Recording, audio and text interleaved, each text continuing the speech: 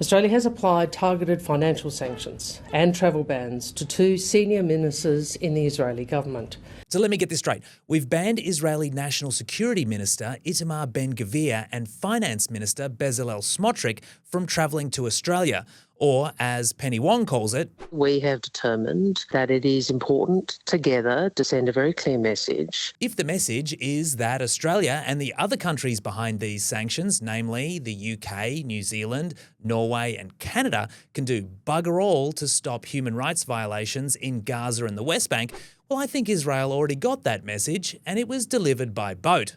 Not that I'll lose any sleep over Ben-Gvir and Smotrich being barred from travelling to Australia because they are renowned shitbags.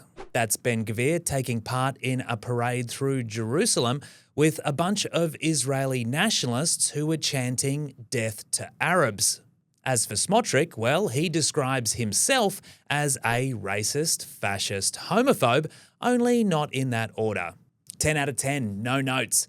But US Secretary of State Marco Rubio sure had some notes on Australia's sanctions. The man Trump once called Little Marco. Put out a statement saying, "We remind our partners not to forget who the real enemy is. The United States urges the reversal of the sanctions and stands shoulder to shoulder with Israel." In response, PM Anthony Albanese described the US reaction as predictable, frankly. But here's the thing, if pissing off the US was so predictable at a time when relations between our countries is so fraught, why do it over sanctions that are tokenistic at best and possibly pointless at worst? Los Angeles right now would be on fire, and we have it in great shape. Emma, how would you describe the situation in Los Angeles right now? Hey, Ben. Well, I think it's extremely volatile. You know, the Trump administration is doing everything it can, I think, to escalate and inflame the situation. The governor, Gavin Newsom, has come out just before we started recording, describing what the Trump administration is doing in California as an assault on democracy. He said that this is the moment we have feared has arrived, and I don't think that's an exaggeration. You know, this is a really dangerous situation, not just for California, but for American democracy more broadly.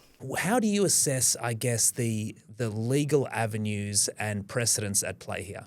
Sure. Well, I think there absolutely are legal avenues to oppose what Trump is doing, given that the democratically elected leaders of California expressly do not want the mobilization of the California National Guard or the intervention of the military. So there are constitutional avenues, particularly through laws around the rights of states, for example, to stop this from happening, to issue an emergency stay or, you know, whatever it might be through the court system.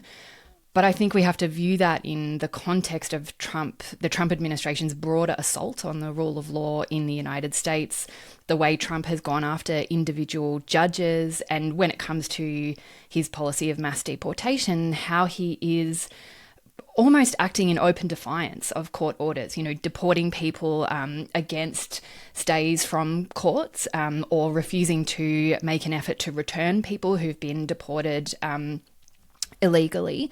So I think we have to look at court decisions in that context and also acknowledge that that process is really slow. You know, you just mentioned this one particular hearing that will happen Thursday US time. This situation is so volatile that, you know, who knows where we'll be by Thursday, within a couple of days. And so while those legal avenues are critical, I think that's not going to be enough really to stop Trump's assault on American democracy, given how quickly it is happening and given his and his administration's contempt really for the rule of law in the United States.